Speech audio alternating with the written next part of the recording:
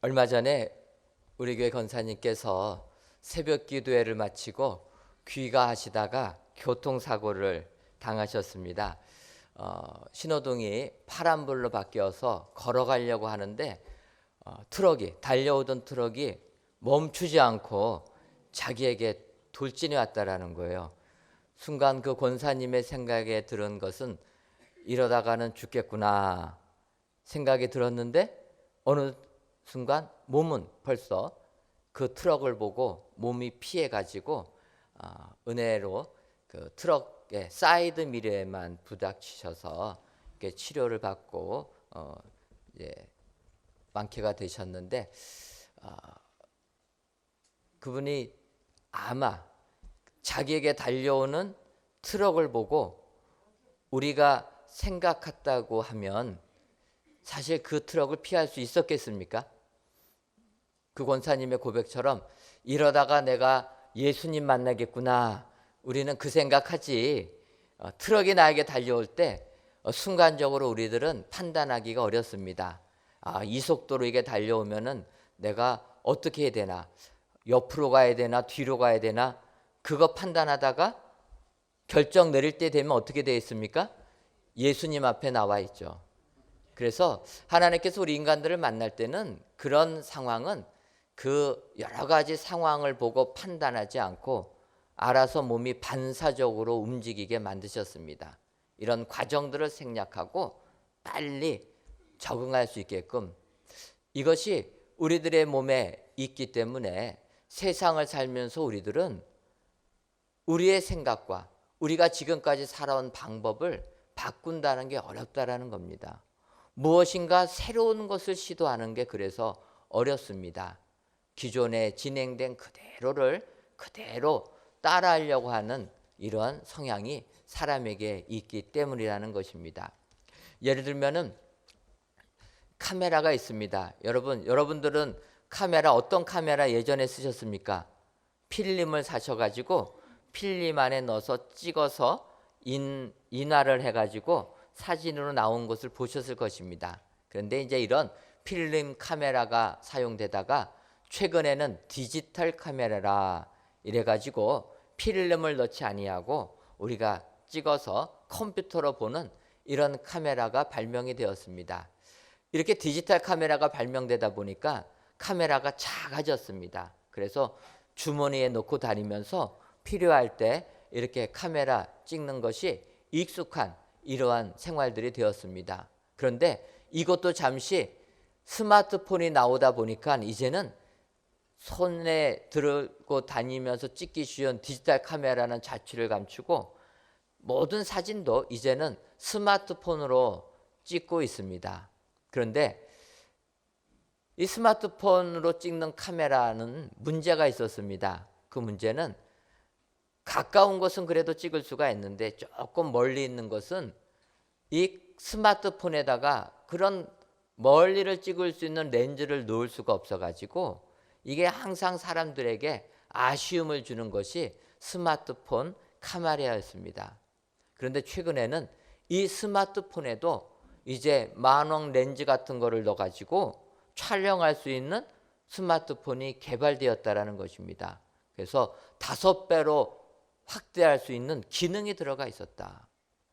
사실 그 전에 스마트폰 카메라를 개발하는 분들이, 여러분 스마트폰은 두께가 1cm도 채 안 됩니다. 1cm도 안 되는 그 스마트폰 카메라 렌즈에 렌즈를 몇 개를 넣을 수가 있겠습니까? 확대가 안 되는 것입니다. 그래서 그걸 가지고 인간들이 고민을 했는데 방법을 찾아내지 못하다가 최근에 찾아냈다라는 거예요. 그래서 그 원리가 무엇입니까 했더니 잠망경의 원리라. 그래가지고 거울의 반사를 이용해서 그 멀리 찍을 수 있는 5배로 확대할 수 있는 카메라를 만들었다라는 겁니다. 이게 무엇입니까? 핸드폰을 보면 여러분 두께는 1cm밖에 안 되지만 핸드폰 세로는 10cm가 넘지 않습니까? 10cm가 넘는 부분에다가 렌즈를 많이 낀 겁니다.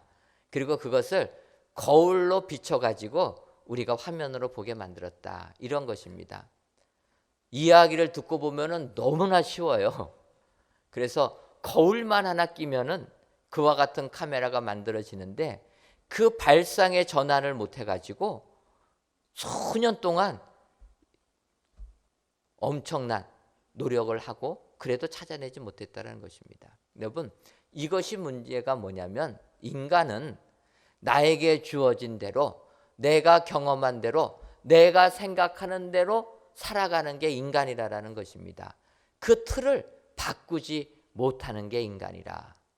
그래서 세상을 살면서 이제 성탄절을 맞이하여서 예수님이 탄생한다, 우리를 구원해 주실 예수님이 탄생할 것이다 이야기를 해도 자기의 경험과 자기의 지식을 가지고 예수님의 탄생을 믿지 못한다는 것입니다. 그래서 하나님께서는 그런 인간들의 단점을 아셨기 때문에 성경을 통해서 미리 예언해 주신다는 것입니다. 너희가 이 세상의 시각을 봐가지고서는 이해하지 못하는 것, 내가 미래를 다 얘기해 줄 테니까 그것을 믿고 구원의 은혜를 받아라. 여러분, 하나님께서 예언하시면 예언하시는 거 다 믿으십니까? 오늘 예배에 나오신 분들은 다 믿으시는 성도님들인 줄 믿습니다. 그런데 안 믿는 사람들은 어떠한 예언의 말씀을 해도 안 믿습니다. 예를 들면은 다니엘 선지자가 있습니다.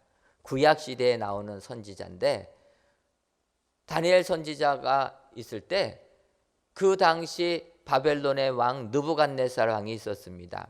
그런데 이 느부갓네살 왕이 밤에 잠을 자고 아침에 깨어났는데 꿈을 꿨는데 그 꿈이 기억이 안 나는 것입니다. 여러분들, 밤에 꿈을 꿨는데 그 꿈이 기억이 안 나면 여러분들 어떻게 하십니까? 답답은 해도 양치하고 세수하고 나가면 다 잊어버립니다. 그건 우리들은 그렇게 하는데 이 느부갓네살 왕은 그렇지 않았다라는 거예요. 온 세계를 지배하는 강대국의 왕이다 보니까 자기가 꿈을 꿨는데 그 꿈이 기억이 안 나니까 아침에 신하들 다 모아가지고 이야기를 하는 겁니다. 내가 밤에 무엇인가 의미 있는 꿈을 꾸었는데 기억이 안 나니 너네 신하들은 내가 어떤 꿈을 꾸었는가 찾아내고 그 꿈에 대한 해석을 나한테 올려라. 그러니까 신하들이 기절을 합니다. 아니, 꿈은 당신이 꿔놓고 나더러 찾아내라고 하면 말이나 됩니까? 당신이 꿈꾼 얘기를 해주면 우리가 해석해 드리겠습니다. 신하들이 이렇게 얘기합니다. 그러니까 왕이 진노합니다. 내가 꾼 꿈을 너네가 찾아내고 해석하지 못하면 다 죽여버리겠다. 그러다 보니까 다니엘까지도 죽음의 위험을 당하게 됩니다. 그때 다니엘이 하나님께 기도하니까 하나님께서 그 꿈을 보여주시고 그것은 내가 미래를 예언해 준 것이다 해석해 줍니다. 그래서 다니엘이 느부갓네살 왕 앞에 나아가게 됩니다. 왕이시여, 당신이 꾼 꿈은 이것입니다. 그러면서 다니엘이 뭐라고 얘기하냐면, 당신이 어젯밤에 큰 신상을 하나 보았는데 그 신상의 머리는 금으로 되어 있고 가슴과 팔은 은으로 되어 있으며 배와 넓적다리까지는 구리로 되어 있고 다리는 쇠로 철로 되어 있고 발바닥과 발목은 쇠와 흙으로 섞여 있는 것을 보았습니다. 그러면서 다니엘이 하나님께서 왕에게 이 세상의 미래에 되어질 일들을 왕에게 알려주시려고 그 꿈을 부여주신 것입니다. 하나님께서는 당신이 다스리고 있는 이 세상은 정금같이 머리같이 바벨론 세상인데 그 다음 나라가 뒤를 잇게 됩니다. 은으로 된, 가슴과 팔을 된 메대와 바사 같은 나라가 그 다음에 나올 것이고 그 다음에는 동으로 된 배와 넓적다리가 된 그런 또 강력한 나라가 나올 것입니다. 더 나가서 철로 된 나라가 나오고 쇠와 흙이 섞여 있는 여러 나라들이 있다가 뜨인 돌이 나와서 이것들을 다 부실 것입니다. 이것은 앞으로 진행될 내용입니다. 이렇게 느부갓네살에게 얘기해 준 것입니다. 그것을 우리가 지금 이 시대에 바라보니까 지금 이 시대까지 이루어지는 모든 일을 하나님께서 다니엘 선지자를 통해서 예언해 주신 것입니다. 즉 머리는 바벨론 나라, 또 가슴과 팔은 메대와 바사 나라, 동으로 된 배와 넓적다리는 그리스 제국, 쇠로 된 철로 된 나라는 로마 제국, 그 이후에 쇠와 흙으로 된 것들은 그 이후에 나타난 여러 나라들, 그 다음에 예수님이 이 세상에 강림하셔서 이 세상을 하나님의 나라로, 그래서 모든 나라들을 무너뜨리는 이런 역사를 보여주셨다라는 것입니다.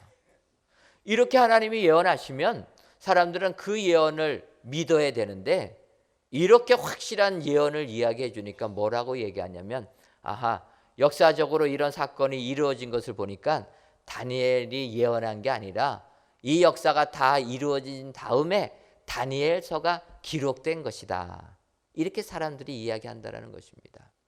세상 사람들은 하나님의 예언의 말씀을 믿지 못하는 것입니다.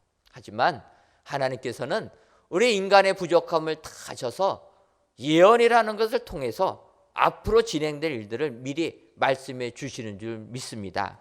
바로 오늘 본문의 말씀도 그렇게 이야기하고 있습니다. 오늘 누가복음 1장 67절을 보면 그 붙인 사가랴가 성령의 충만함을 받아 예언하여 이르되, 예수님께서 탄생하실 때 사가랴가 성령 충만함을 받아서 예언했다라는 것입니다. 오늘 저희가 대강절 마지막 주일을 보내면서 이 사가랴가 예언한 것이 무엇인가 이 시간 살펴보시고 그 예언을 그대로 믿으셔서 하나님이 주신 축복이 여러분들의 삶 가운데 임하시기를 주님의 이름으로 축원합니다. 그렇다면 사가랴가 예언한 우리 예수님의 오심은 어떠한 내용이 있습니까? 첫째로 사가랴는 구원의 뿔을 다윗 가정에 일으키심을 예언했다라는 것입니다. 오늘 보면 누가복음 1장 69절을 보게 되면 우리를 위하여 구원의 뿔을 그 종 다윗의 집에 일으키셨으니, 예수님을 이 땅에 보내주시는데 그 예수님은 다윗 집안으로 오시는 분이다. 다윗 가문에서 우리를 구원해 주실 예수님이 탄생할 것이다 라는 것을 사가랴를 통해서 말씀해 주셨다라는 것입니다. 사가랴는 먼저 얘기합니다. 구원의 뿔을. 여기서 여러분, 뿔이라는 것은 힘을 상징합니다. 그래서 뿔 있는 짐승들은 그 뿔을 가지고 자기의 대적들을 무찌릅니다. 그래서 항상 뿔 가지고 사람들을 찌르기도 합니다. 여러분, 뿔은 힘을 상징합니다. 우리를 구원하실 예수님은 이 구원의 뿔을 가지고 다윗의 집에 나오시게 되었다. 다윗의 가문에서 우리를 구원하실 예수님이 탄생하신다 라고 사가랴가 예언했다라는 것입니다. 여러분, 그렇다면 예수님은 왜 다윗의 집안에서 태어나시겠습니까? 여러 명문 가문들도 많이 있을 텐데 왜 우리 주님은 다윗의 가문에서 태어나셔야 하겠습니까? 다윗은 이 세상에서는 비천한 가문이었습니다. 우리가 아는 대로 다윗은 이새의 아들로 목동의 아들입니다. 그래서 다윗도 목축업을 하던 사람이 왕입니다. 귀족 가문도 아니고 왕족도 아니고 나라를 통치하는 권력자 집안이 아니라 들에 나가서 양떼를 키우는 그런 목축업을 하는 사람의 아들이었다라는 것입니다. 그런 집안에서 주님이 오셨다.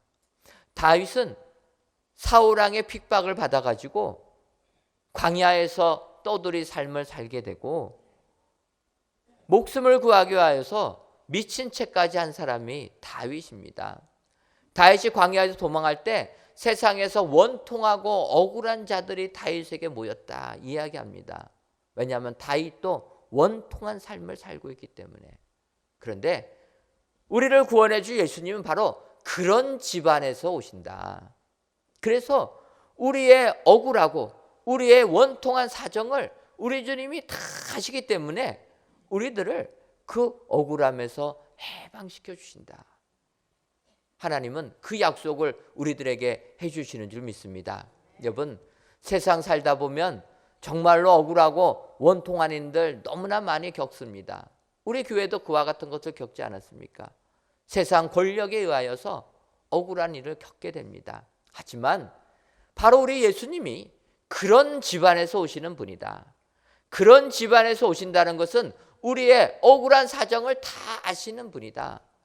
억울한 사정을 다 아시기 때문에 억울한 우리들을 위로해 주시고 억울한 우리들을 돌보아 주시는 분이다. 성경이 약속해 주시는 줄 믿습니다. 바로 사가랴는 우리 예수님이 다윗의 집안에서 오시는 것을 예언했다. 여러분, 이 예언이 여러분들의 예언이 되시기를 바랍니다. 진정 나를 돌보아 주시고 나의 원통한 사정을 다 하셔서 우리들에게 구원의 은총을 주시는 예수님, 그 예수님이 이 땅에 오신다. 여러분 기대하시고 그 예수님을 맞이하시는 축복의 성도님들 되시기를 주님의 이름으로 축원합니다. 두 번째로 사가랴는 두려움 없이 하나님 섬김을 예언했습니다. 오늘 보면 누가복음 1장 47절과 42절을 보면 75절을 보면 우리가 원수의 손에서 건지심을 받고 종신토록 주의 앞에서 성결과 의로 두려움 없이 섬기게 하리라 하셨도다. 이렇게 말씀하고 있습니다. 종신토록 주의 앞에서 성결과 의로 두려움 없이 섬기게 하리라. 하나님을 두려움 없이 섬길 것이다 라고 사가랴는 예언했다라는 것입니다. 여러분, 그렇다면 이 예언이 일어나기 전에는 우리 사람들은 하나님을 어떻게 섬깁니까? 두려워하면서 섬긴다라는 거예요. 예수님만큼만은 이제는 그 두려움 없이 벗어나서 주님을 섬기게 될 것이다. 이것이 우리에게 축복이 되는 줄 믿습니다. 왜 그렇습니까? 우리 인간은 아담과 하와 이후로 하나님을 두려워하는 존재가 되었기 때문이라는 것입니다. 에덴 동산에서 아담과 하와가 살 때는 하나님을 두려워하지 아니하였습니다. 그런데 우리가 아는 대로 아담과 하와가 하나님의 명령을 어기고 선악과를 먹은 다음에는 그들에게 두려움이 생긴 겁니다. 선악과를 먹은 다음에 하나님이 아담과 하와를 부릅니다. 그때 창세기 3장 10절을 보면 아담이 이렇게 얘기합니다. 내가 동산에서 하나님의 소리를 듣고 내가 벗었으므로 두려워하여 숨었나이다. 하나님께 범죄하니까 하나님이 두려워졌다라는 거예요. 그래서 하나님 앞에 숨었다. 아담과 하와의 피를 가지고 있는 우리들은 그래서 하나님을 섬길 때 두렵다라는 것입니다. 두려움 속에서 우리는 하나님을 섬기게 된다. 그때 우리를 구원하실 예수님은 이 두려움을 없애주시는 주님이시다라고 성경이 약속해 주시는 것입니다. 여러분, 우리는 죄를 지면은 잘못을 하면은 두려움이 생기게 됩니다. 여러분들 그런 경험들 없으십니까? 부끄러운 얘기지만 저는 그런 경험이 있었습니다. 아마 초등학교도 들어가기 전 같은데 가게를 지나가다 보니까 맛있는 과자가 있어가지고 먹고 싶었습니다. 그래서 어머니한테 가가지고 과자 좀 사달라 말씀드렸더니 우리 어머니가 뭐라고 얘기했겠습니까? 얘야 돈이 없다. 근데 정말 먹고 싶어가지고 저희 어머니가 주무실 때 지갑을 열어보니까 돈이 없기는 왜 없습니까? 돈이 있어가지고 그 돈을 살짝 꺼내서 가게 가서 맛있는 과자 사 먹고 났더니 먹을 때는 행복했는데 과자 먹고 나서 집에 가려고 하니까 두려움이 몰려와가지고 집에 못 가고 1시간 가출했다가 해가 뉘엿뉘엿지니까 겁이 나가지고 집에 들어간 그런 경험이 있었습니다. 여러분, 사람은 죄를 지면 두려워하게 된다는 거예요. 인간이 죄를 지었기 때문에 하나님 뵙는 것을 두려워했다라는 것입니다.